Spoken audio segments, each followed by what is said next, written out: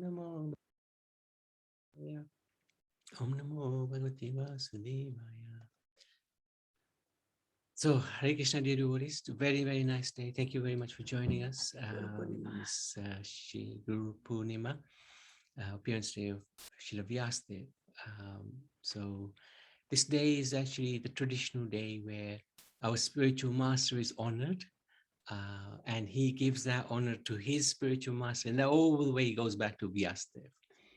So we'd like to pay our homage to our own spiritual masters. Hare Krishna, Prabhu. Haribol. Krishna, Sitaram.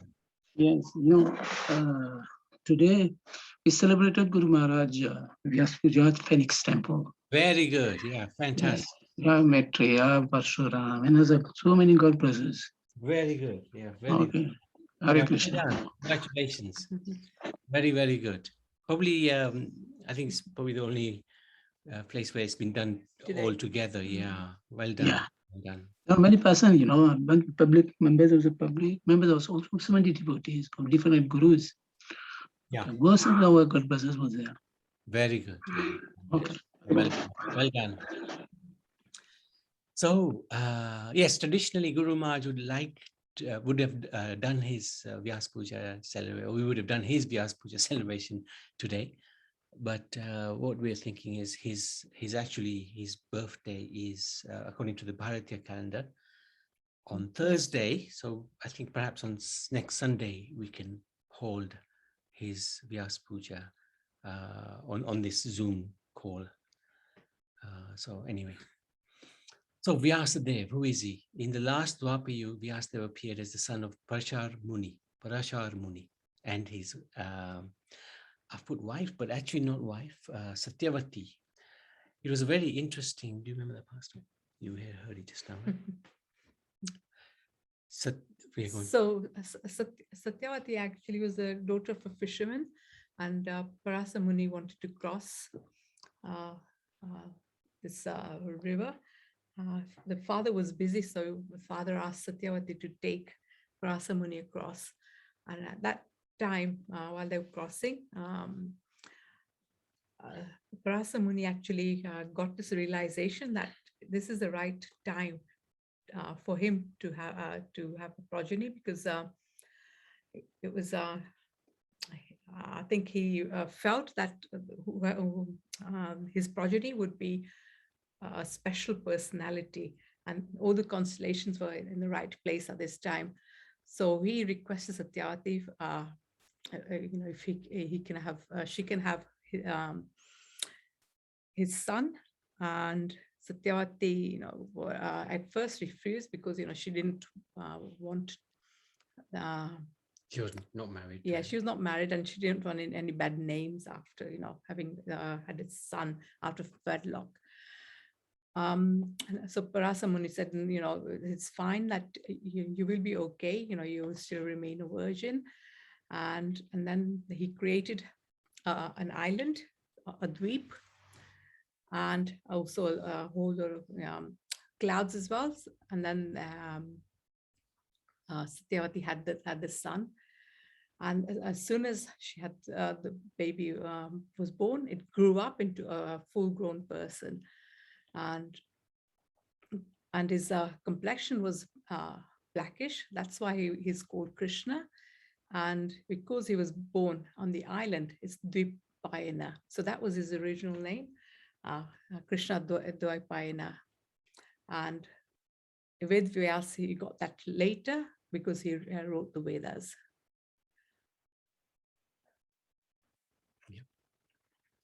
Good. Thank you for that.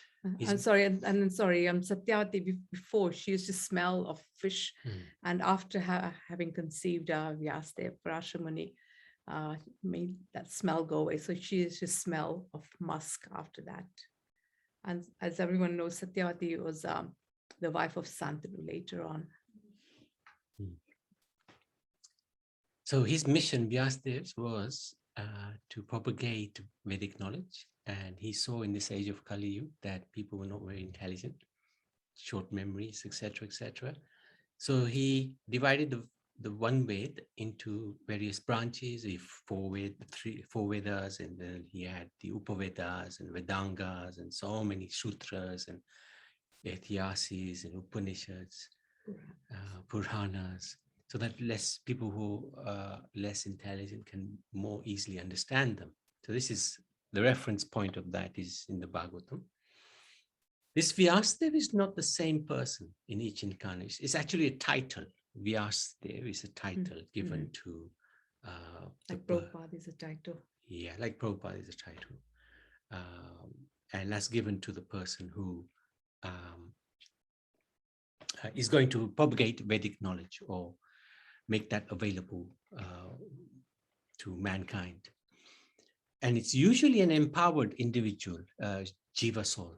So Saktyavesh avatar, we would say. Just like Prabhupada is an empowered individual. He's a Jiva soul, but Krishna especially empowered him. So usually the Vyasadeva is an empowered soul. And Vyasadeva is the compiler of the Vedic literatures. He's a poet, just like Brahma, Indra, Surya. Also, it's also a post. Sorry, not a poet, posts. So as we've just discussed, it's a post. Vishnu Puran gives a list of 28 persons who act as Vyasadeva for the 28 Dwapar Yugas which have passed in the current Vaivasvata Manvantara. So at the moment we're on the 28th Dwapar Yuga, after Dwapar Kali Yuga. So he appears in every Dwapar Yuga, and there's a list in which scripture was that? The Vishnu Purana. So here is a list. These are all the different Vyasadevas. So the first one was Brahma himself. Then the next one was Manu, Swambhu Manu. And then Sukracharya and Brihaspati, Savitri, Yamraj, Indra was also Vyasadeva at one point. Vashisht, Sarasvat, Tridham, Vishan, Bharadvaj, Antariksh, Vapra, Trayan Runa, Dhananjaya, Kritanjaya, Rina, Bharadvaj. Is that again? It's again. Gautam Rishi, Uttam Vena, Soma Sumapana, Valmiki, Shakti. This is the father of Parshara Muni. Parshara Muni himself was also Vyasadeva at one point. Jaratkaru, and then we have our own Krishna Dayupanaya Vyas. Now he's a little different from the others. As he occupies the post of the compiler of the Vedic literatures, Vyasadeva is generally categorized as Saktyavesh Avatar, exalted Jiva, empowered by the Lord, with powers of his portions of his powers, such as knowledge. In the yugas prior to the last Dwapar Yuga, some of the personalities who acted in the post of Vyas we've already gone through. In the next Dwapar Yuga, who is it? None other than Ashwatthama. That's quite surprising, because Ashwatthama was behaving really badly in the last Dwapar Yuga, but he's going to be the next Vyas. That's the prediction. So in this last Dwapar Yuga, we see an exemption from the general rule. Instead of empowering a Jiva, the Lord himself takes the position of Vyasadeva. This is unique, which means that the last Vyasadeva, Krishna Daipanaya Vyas, is Vishnu Tattva. And this is confirmed by Rupa Goswami in the Laghu Bhagavat Amrit, and by Baladev Vidyabhushan in his commentary on the Laghu Bhagavat Amrit, and also by Jiva Goswami in his Shri Tattva Sandarbha. It is said in the Mahabharata that the sage named Apantarattama, who had distinguished internal ignorance, became Daipana Vyas. This means that the sage merged into the Ishwar form of Daipanaya, and he was an Amsh of Vishnu. This is from the Laguna Bhagavat Amrita. It's quite complex, but just to understand that our Vyasadeva, the last one, is actually a Vishnu Tattva.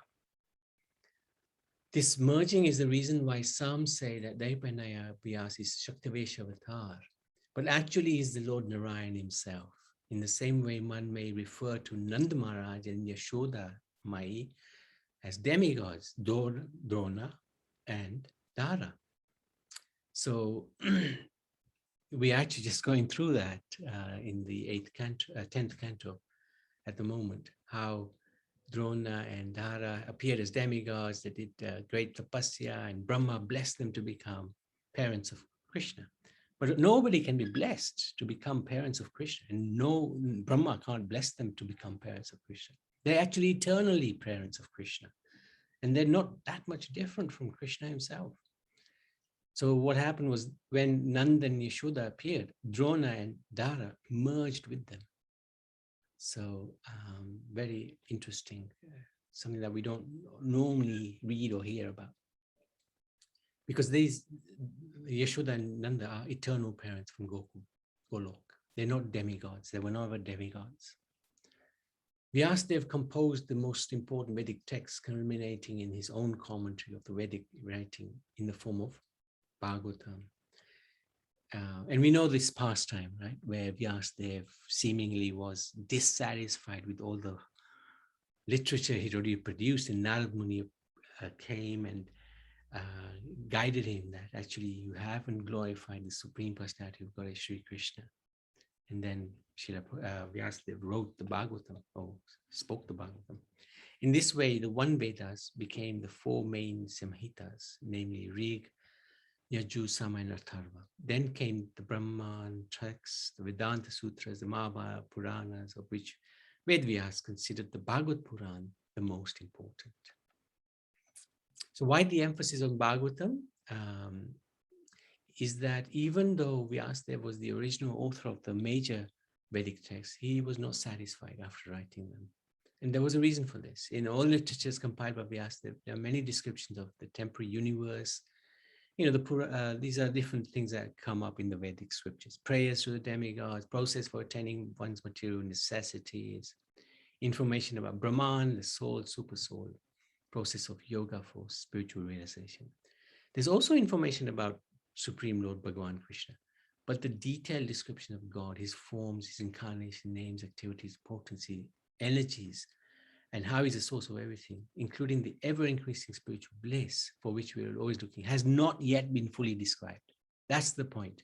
This is where Bhagavatam covers this deficiency in the Vedic literatures, because it describes Supreme Personality of Godhead. Even though Vyasadeva had worked for the welfare of all by writing the Vedic literatures, before he wrote the Bhagavatam, he felt dissatisfied because of this incompletion. So Vyasadeva took the role of accepting a spiritual master, Narad Muni, to resolve this issue.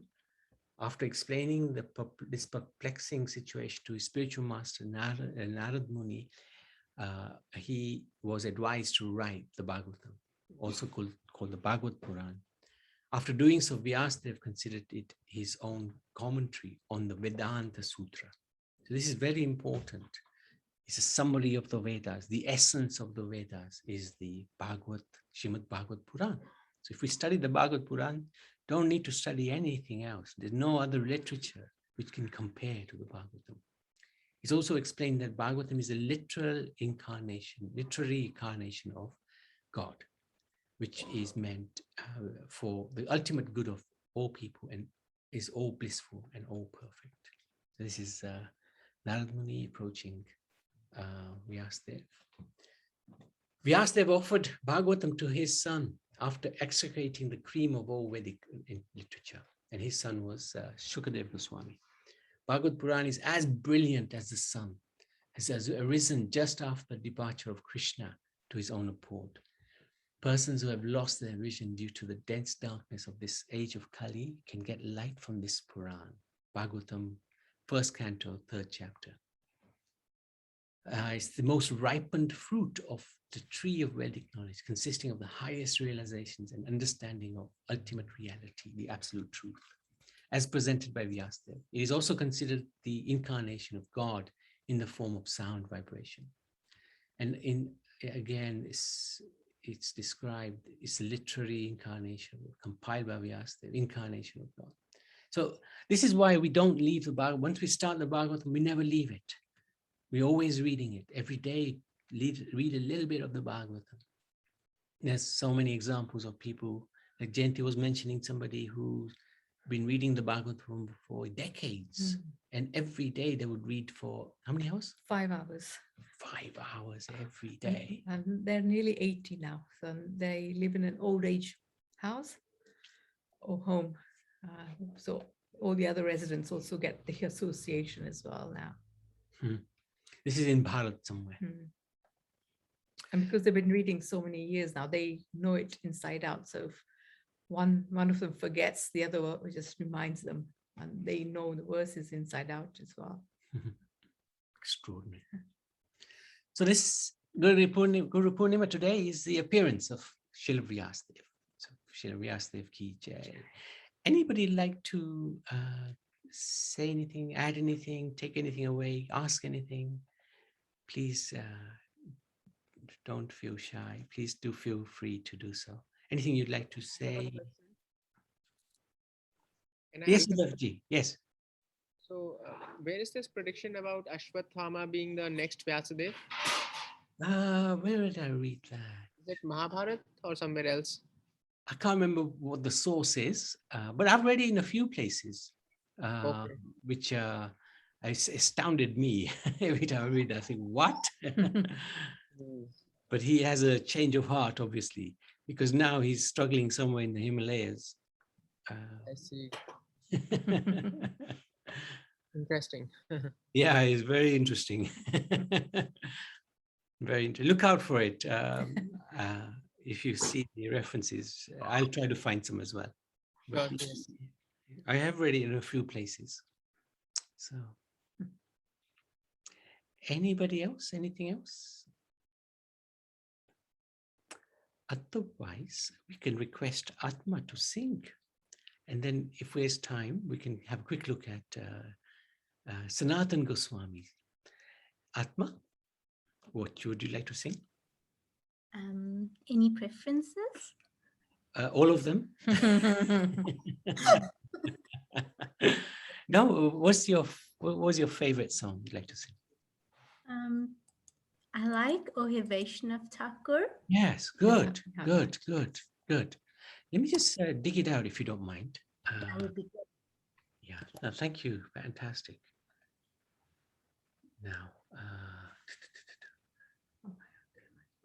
yeah, I think it's here. Oh, hey. Just give me a second. Hopefully you find it quickly. Oh, got it. Yeah.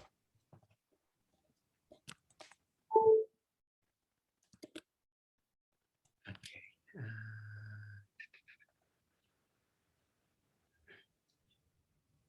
Yeah, close that one.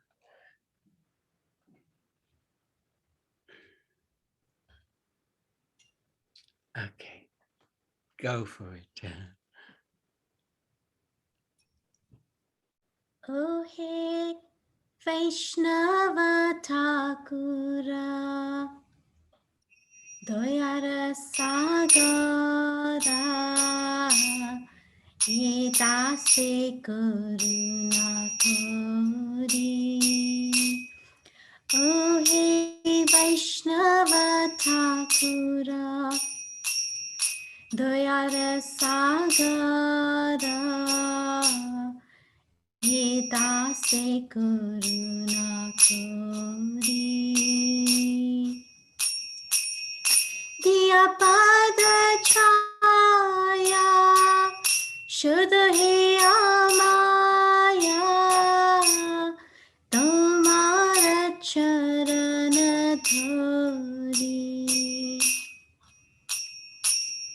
Diya pada chaya Shudh he amaya Tumhara charan dhori Chaya begadami Chaya dosha shodhi Chaya guna dehodase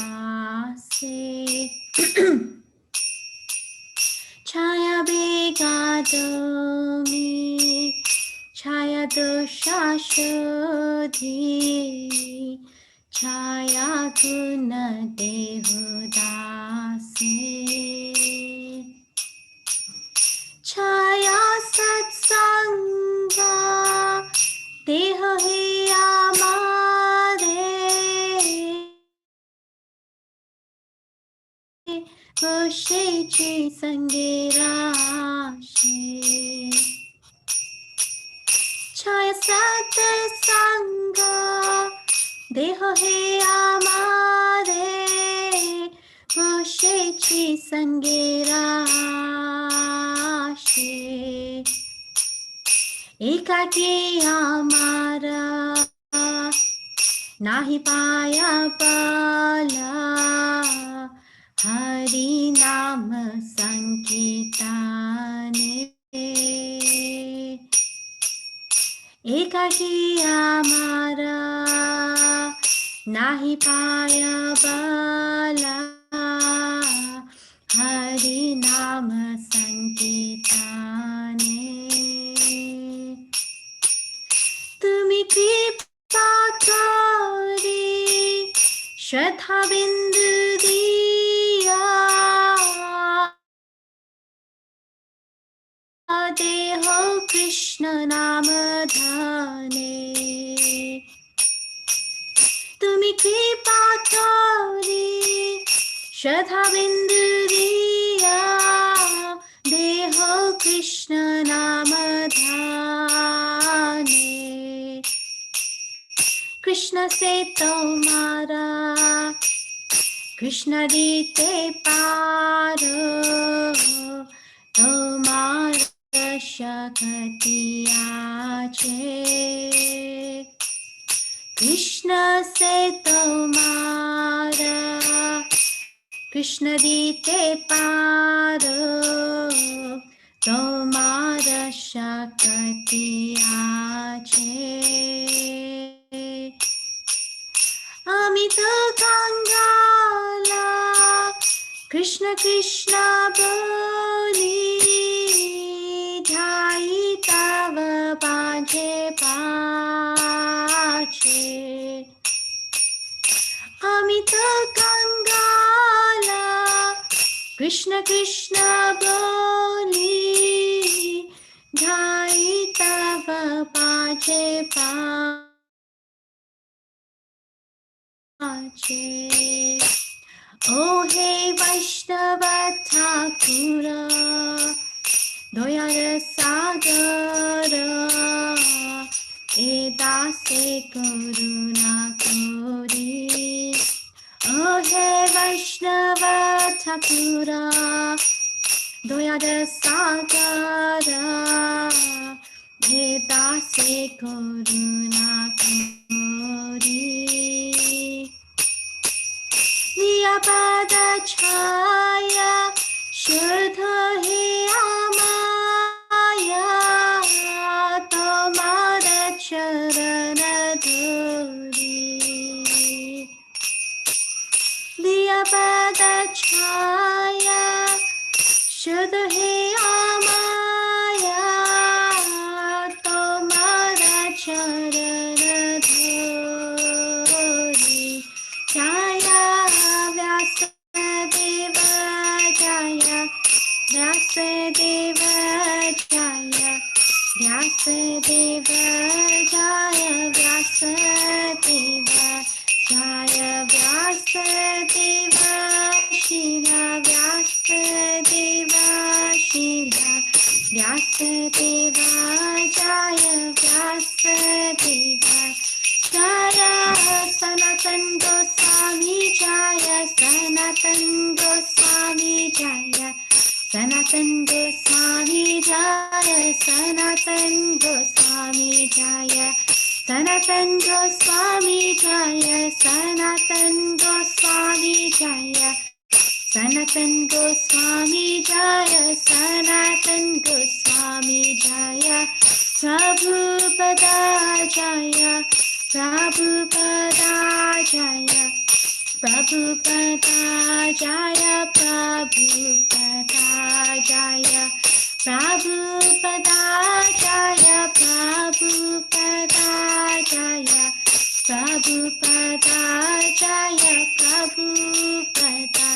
Jaya, Gurudeva Jaya, Gurudeva Jaya, Gurudeva Jaya, Gurudeva Jaya, Gurudeva Jaya, Gurudeva Jaya, Gurudeva Jaya, Gurudeva.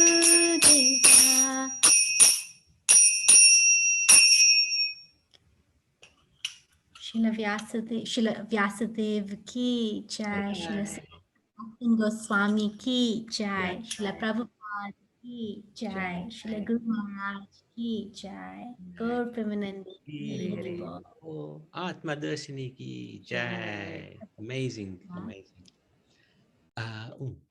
Would you like to read the translation, Atma? Sure. O Venerable Vaishnav, devotee of Krishna, O ocean of mercy, be merciful unto your servant. Give me the shade of your lotus feet and purify me.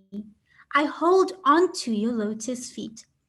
Teach me to control my 6 passions, rectify my 6 faults, bestow upon me the 6 qualities, and offer unto me the 6 kinds of holy association. I do not find the strength to carry on alone the Sankirtan of the holy name of Hari. Please bless me by giving me just 1 drop of faith with which to obtain the great treasure of the holy name of Krishna. Krishna is yours. You have the power to give him to me. I am simply your servant running behind you shouting, Krishna, Krishna. Brilliant, thank you. And the 6 passions are those pertaining to the words, mind, anger, the tongue, stomach, and genitals. 6 faults are overeating. God, this all sounds so familiar. Attachment to material things, inability to follow regulatory principles, sense gratification, useless idle talk, and impure habits. And then Prabhupada also explains the 6, let me just see if I can get down there.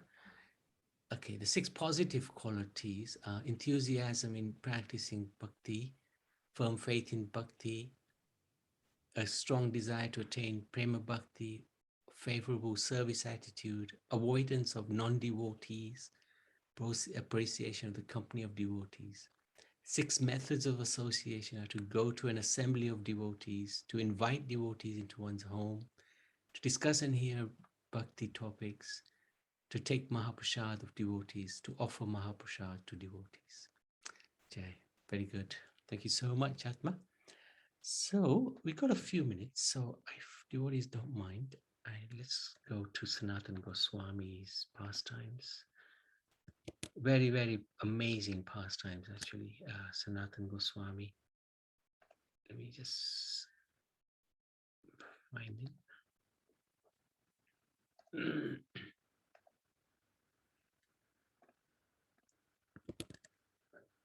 Good. Okay. It's always good to remember the Vaishnavas on the days that they appear and disappear so that we can tap into their mercy. By glorifying them, we also get a portion of their qualities, which are very, very important for us to obtain. Sanatan Goswami appeared in 1488 and was the eldest of the 3 brothers coming in Yajurvedya Bharadvraj Gotriya, Sarasvata Brahman family. Sri Rupa was the middle brother and Sri Anupam was the youngest. We don't hear so much about Anupam because he left for the spiritual world before they really got prominence. Their father, Kumaradev, resided in Fatehabad, area of outskirts of Bakla Chandra Dweep in East Bengal, Bangladesh. Have you been there, Paneshwar? Okay. Oops. Sri Sanatan Goswami's childhood name was Amara. Sri Rupa Goswami's name was Santosh, and Sri Anupam's name was Vallabh. After the Muslim ruler of Bengal, Nawab Hussain Shah recruited Amar and Santosh, the 3 brothers moved from Bakla Chandra Dweep to Ramakeli. in the Mala district of Bengal. So they actually started working, at least the two elder brothers, for the Muslim ruler. And in fact, Sanatan Goswami's name, he was changed from Amara to Shakar, Malik. And Rupa Goswami was changed from Satosh to Dabir Kash. So they were actually natural devotees, but because they were working for the Muslim government, they took on the names of the Muslims. In due course, Sanatan Goswami became the chief minister and Rupa Goswami the state treasurer. Being satisfied with their administration, the Nawab handed over all state affairs to them and busied himself conquering neighboring kingdoms. Rupa and Sanatan based themselves in Ramakeli and did all the state management from there. It was during their time in Ramakeli Gram that Rupa and Sanatan met Sri Chaitanya Mahaprabhu. So this is really auspicious for them. Previously, from early childhood, Sanatan and his brother Rupa and Anupam were always absorbed in Bhav Bhakti. So they were devotees. Remembering Vrindavan, they were named the forests in which they played after Braj's 12 forests, Talavan, Madhuvan, Kamyavan, Mahavan. They called their favorite bathing ponds Radhakund Shyamkund. In the temple, they served the deity of Madan Mohan. In his youth, Sanatan dreamed that a beautiful Brahman boy gave him a Bhagavatam. Feeling ecstatic, he woke, but seeing neither the boy nor the Bhagavatam, he felt sad.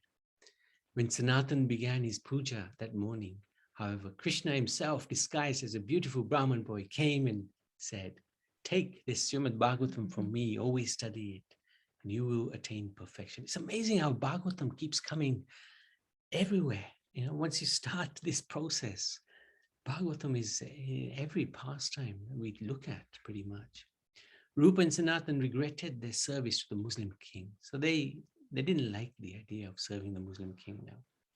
Their father continually performed atonements for the disgrace of serving the Muslims. They lamented their own position, considering themselves no better than Muslim because of the work they did and the association they kept with them. They felt themselves worthless as they served the kings of the Yavanas instead of the king of their own race. In the depths of their humble lamentation, they considered themselves inferior to the Yavanas, though they were descendants of a Brahmana king. They did not think themselves as Brahmins. Only Chaitanya Mahaprabhu was able to understand the change that transpired in the mind of Rupa and Sanatan. Out of divine love for his dear devotees, Gaurangas went to Ramakeli to meet Rupa and Sanatan. This is the mercy of the Supreme Lord. And it's a great lesson for us. It's a great inspiration for us that sometimes our situation may be that we can't do much bhakti, but if we are constantly thinking and lamenting that situation, the Lord who is in our heart will remedy the situation. The people of Ramakeli, even the Yavanas, went together to see Mahaprabhu. The happiness of Rupa and Sanatan was unbound. They went privately to Mahaprabhu and fell at his feet. Holding grass in their teeth, the two brothers approached Mahaprabhu with such humility that the assembled devotees felt pangs of sorrow in their hearts. Although Rupa and Sanatan belonged to a respectable Brahmin family and possessed enormous powers, they exhibited such humility in considering themselves inferior even to the Muslims that the Brahmins and others were truly astonished.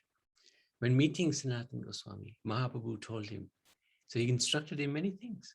Go to Vrindavan, write scriptures that delineate bhakti, sandhava, tattva, relationship with Vaishnavas, proper etiquette to be followed by Vaishnavas. And they did. Sanatan Goswami fulfilled all of these orders by Chaitanya.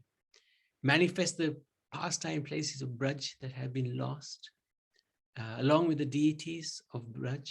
So Madan Mohan was the deity that Sanatan Goswami discovered to write what is favorable and unfavorable bhakti and about Vaishnava etiquette. So this is the meeting of Sanatan with Mahaprabhu. Lord Chaitanya's order was their life and soul. Both Sanatan and Rupa traveled extensively through Vrajamandal, discovering many Leela sthans of Radha Madhav. Having no fixed residence, they would catch a few winks of sleep, no more than an hour and a half per day under a tree or a bush. They spent all their time writing, discussing Krishna's pastime and chanting Krishna's holy name. I don't know if I've covered it, but prior to all this, they had to disengage themselves from the Muslim ruler and the work they were doing for them. And that was quite a task. At one point, they were put into jail, and they managed to bribe themselves out of jail. And eventually, they made their way to Vrindavan. But it was quite a big, a monumental task for them to do that. To maintain himself, Sanatan would beg some wheat flour. Now, remember, Rupa and Sanatan were probably one of the richest personalities on the planet. But they gave everything up. They would beg some wheat flour and roll it into a bowl and add a touch of Yamuna water, and drop it into smoldering coal to cook. He would offer this bati or roti, salt-free, baked bread roll to his deity of Madan Mohan. Giving up all kinds of material enjoyment, the Goswamis accepted the poorest way of life as mendicants. They ate just enough to maintain their bodies. And I think this might be there later, but this deity really reciprocated with Sanatan Goswami. One time he asked, "Hey, Sanatan, give me a bit of butter." And Sanatan said, "No, be happy with what you have. Because today you're asking for butter. Tomorrow you're going to ask for paneer sabji." Or something like that. So they had this incredible relationship. But Sanatan said to Madan Mohan that, "You've given me such a task. I don't have time. I have to write scriptures, and I have to, so many things that Mahaprabhu told me to do." So this was the relationship. Madan Mohan Mandir, established with Sanatan Goswami, was the first one opened in Vrindavan by the 6 Goswamis. And this is a classic temple. I hope I've got a picture later. Described as the personal extension of the Lord, a body of Sri Chaitanya Mahaprabhu, Sanatan is the ideal spiritual master because he gives one shelter at the lotus feet of Madan Mohan. The three Vrindavan deities, Madan Mohan, Govindji, and Gopinath, are the life and soul of Gaudiya Vaishnavas. So whenever we go to Vrindavan, of course, the original deity is no longer in Vrindavan, they're in Jaipur or Karoli, but we always still go to these temples, have darshan there, because the deities present there are as good as the original deities. The deity of Madan Mohan has a specific quality of helping the neophyte devotees understand their relationship with the Supreme Personality of Godhead, Sri Krishna. So Sambandha, then there's Abhidheya and Prayojana. So Madan Mohan is the one that gives a Sambandha, relationship with the Supreme Lord.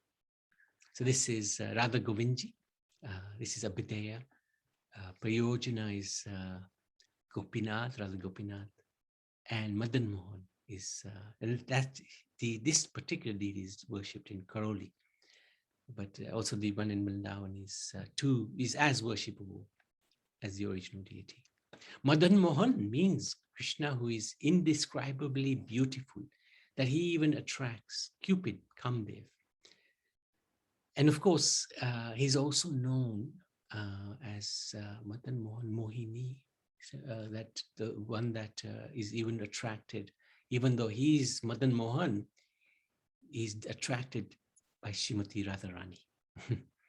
So Sanatan Goswami is a Sambandha Acharya who gives us knowledge of our proper relationship with Krishna. His deity Madan Mohan helps us overcome our attraction for material sense gratification, Cupid, and fixes our mind on bhakti. Sanatan Goswami spent 43 years wandering from village to village in Vrindavan. The Brijbasis would affectionately care for him, treating him like their father.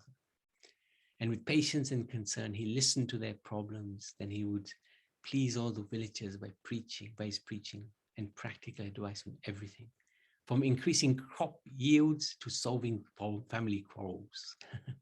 Reminds me a little bit like Guru Maharaj. Guru Maharaj knew everything about everything, you know, and he would be always ready to help with advice. You know, it's amazing.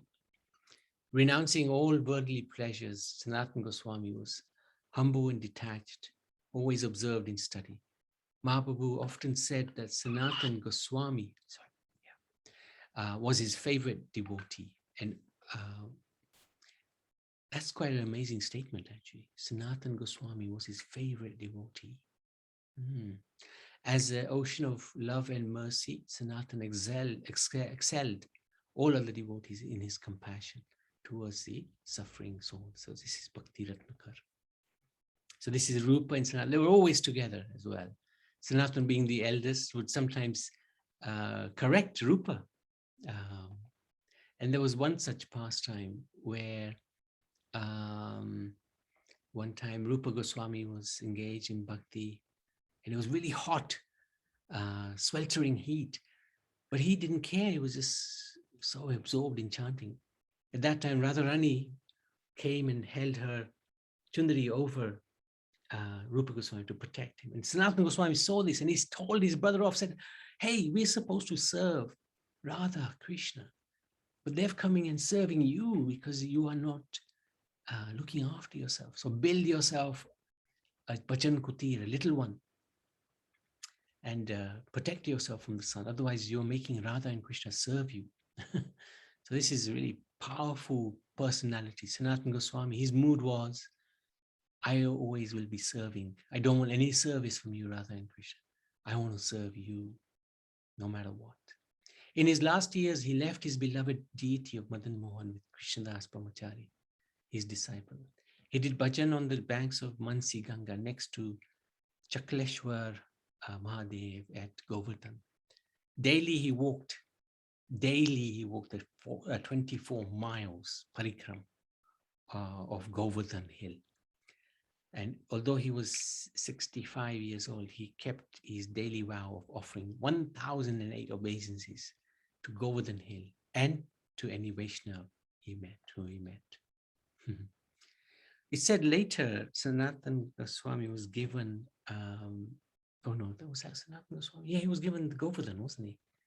Which then he was so old that Mahaprabhu said to him that don't walk anymore, just walk around this Govardhan Shila gift I'm giving you 4 times, and that's, was it 7 times? And that's good enough, as if you walk the whole of Govardhan. And that Sanatan, that Govardhan Shila is present today in the temple of Radha Damodar, where, and every time we go around Radha Damodar's 4 times. 4 or 7, 4 times.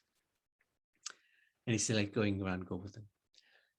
Understanding the difficult, oh yeah, sorry. It's already here, isn't it?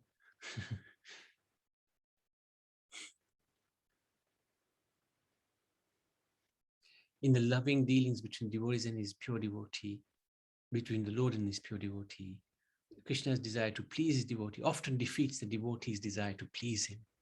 Out of his loving compassion for his devotee, Krishna stood on a flat stone, large flat stone, golden seal, taken from Giriraj, and he played his irresistible flute. The Govardhan Sila melted in ecstasy, capturing the impression of Krishna's lotus feet. So this Sila, the pujaris will open the curtains and they will give you darshan of the Sila if you ask them. And you see a hoof print of a cow, you see Krishna's lotus foot, you see the foot and the flute as well. It's really quite amazing. Presenting this to Sanatan Krishna, so it was Krishna, not Chaitanya. If you circumambulate this Shila every day, it will be the same as going around Govardhan Hill every day.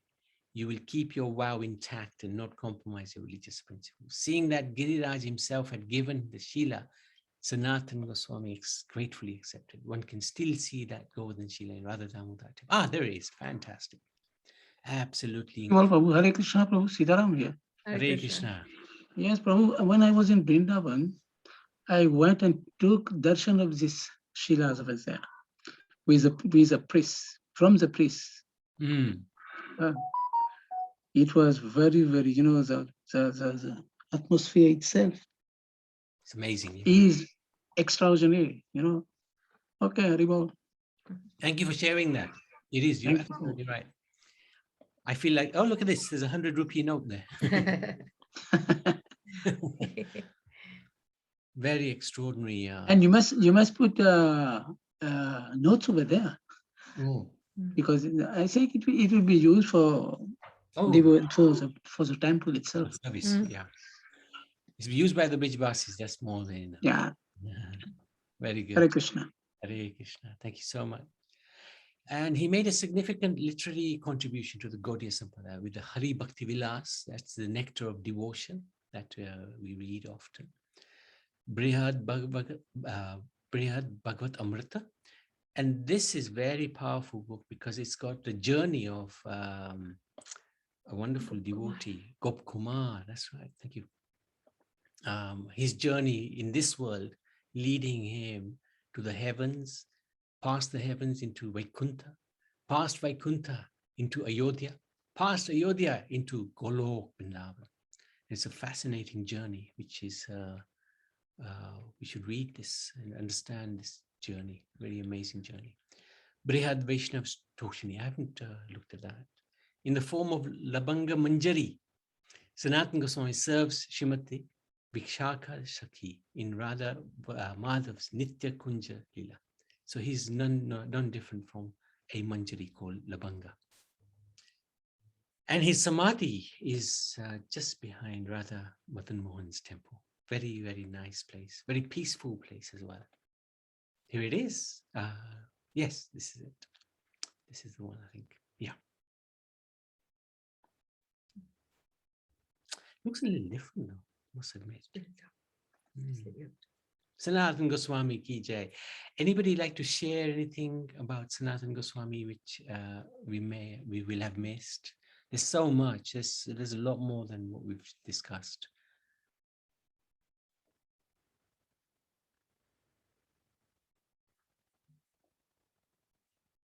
Okay, if there's nothing we can, let's go to Sanatan Goswami ki jai, Guru Purnima ki jai. I was just thinking of that. Sorry? I was just thinking of, I like that part. We're just losing you, Atma.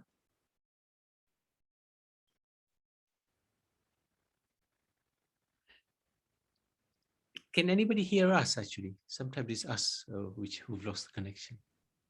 I can hear you now. Can you hear me? Okay. Yes. We can hear you now. So repeat that.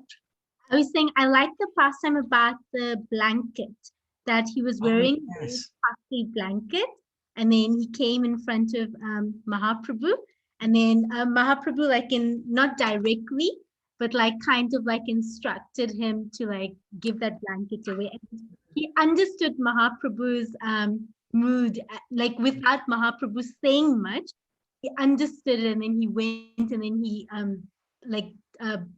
not bargained, bartered it with like a homeless person and took their blanket.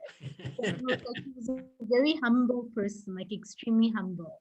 Yeah, well done. Well done for remembering that. Yeah, I was remembering that. I was thinking whether that was Rupa Goswami or Sanatan Goswami, but thank you for clarifying.